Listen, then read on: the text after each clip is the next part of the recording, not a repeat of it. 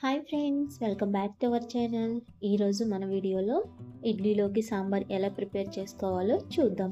ఇలా ఒక్కసారి సాంబార్ ప్రిపేర్ చేసుకుంటే ఇడ్లీ అంటే ఇష్టం లేని వారు కూడా చాలా ఇష్టంగా తింటారు. ఇక్కడ నేను సాంబార్ చేయడానికి మైసూర్ పప్పుని తీసుకుంటున్నాను. ఒక గ్లాస్ మైసూర్ పప్పు తీసుకొని వాటర్లో ఒక 2 టైమ్స్ కడిగి దానిని కుక్కర్లో వేసుకుంటున్నాను. మీరు కావాలంటే గిన్నెలో కూడా ఉడికించవచ్చు, ఎందుకంటే ఈ పప్పు గిన్నెలో కూడా చాలా తొందరగా ఉడుకుతుంది. ఇక్కడ నేను ఒక గ్లాస్ పప్పుకి 4 గ్లాసులు వాటర్ అయితే తీసుకుంటున్నాను. ఇప్పుడు దీనిలో చిన్నగా కట్ చేసి పెట్టుకున్న టమాటో, ఆనియన్, పచ్చిమిర్చి, అలాగే కొద్దిగా సాల్ట్, కొంచెం పసుపు వేసుకొని కుక్కర్ మూత పెట్టుకోవాలి. దీనిని 3-4 విజిల్స్ వచ్చేంత వరకు ఉడికించాలి.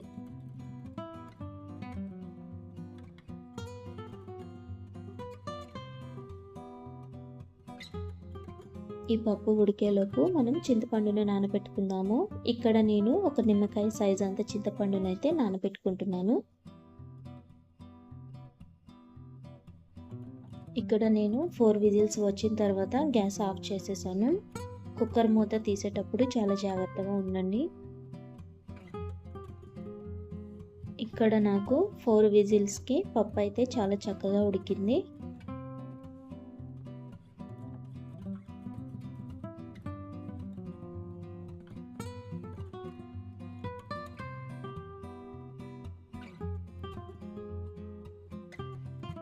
ఇప్పుడు గ్యాస్ మీద కడాయి కానీ గిన్నె కానీ పెట్టుకొని ఆయిల్ వేసుకోవాలి.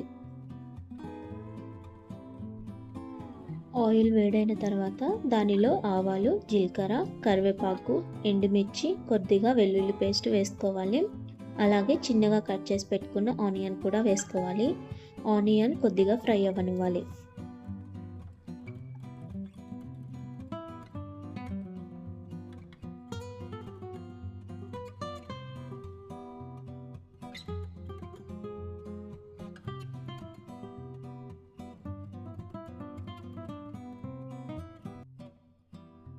ఈ ఆనియన్స్ కొద్దిగా ఫ్రై అయిన తర్వాత దీనిలో చిన్నగా కట్ చేసి పెట్టుకున్న టమాటో వేసుకోవాలి. టమాటా ముక్కలు కూడా కొద్దిగా ఉడకనివ్వాలి.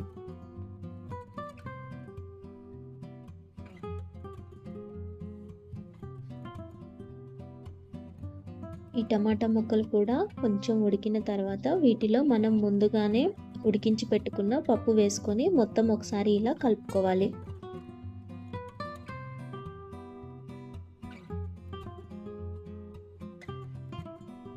ఇప్పుడు దీనిలో చింతపండు రసాన్ని పులుపు చూసుకుంటూ పోసుకోవాలి.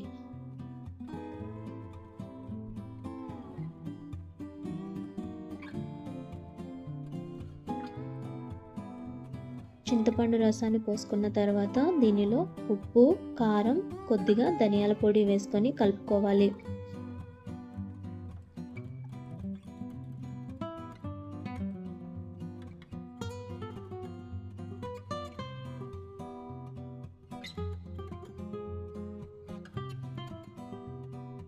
ఇలా మొత్తం ఒకసారి కలుపుకోవాలి.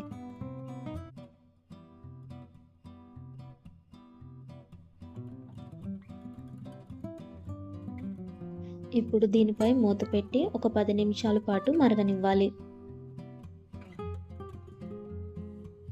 ఒక 10 నిమిషాలు మరిగిన తర్వాత దీనిలో కొద్దిగా బెల్లం వేసుకొని కలుపుకోవాలి.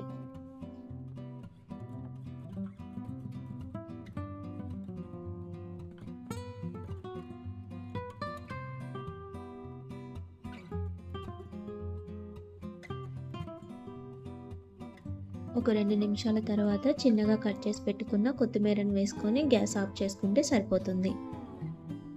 ఇప్పుడు దీనిని ఒక బౌల్లోకి సర్వ్ చేసుకోవాలి.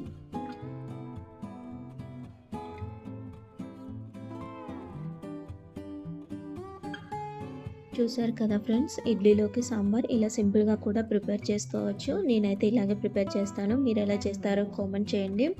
అలాగే ఈ వీడియో కనుక మీకు నచ్చినట్లయితే లైక్, షేర్ అండ్ సబ్స్క్రైబ్ చేసుకోండి.